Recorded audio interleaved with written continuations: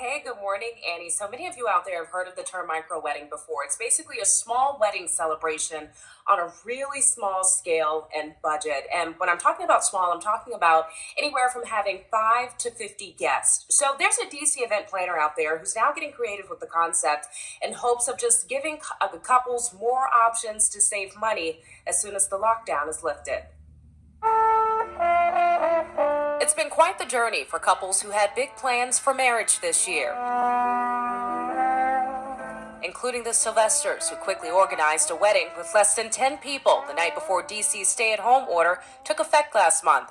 Friends and family drove by to wish the newlyweds well. In Virginia, we saw a similar celebration, complete with gift bags of champagne. Put it on the floor. This seemingly new normal mirrors a concept Andrew Roby is using for his own event planning business in DC, which too has felt the effects of this pandemic. There's ups, there's downs.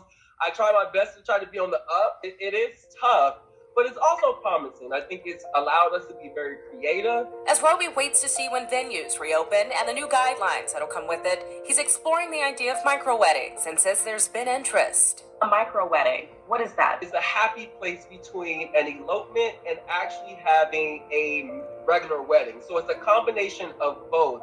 The biggest difference that you'll probably see with the micro wedding versus a regular wedding is the guest count. So here's how it works. We create a 8-hour block.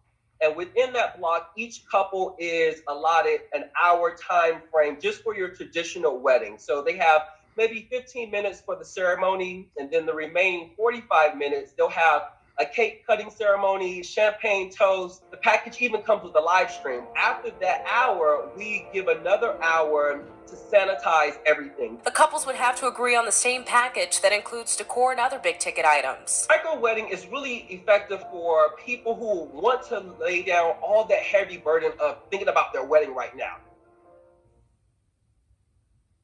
You know what?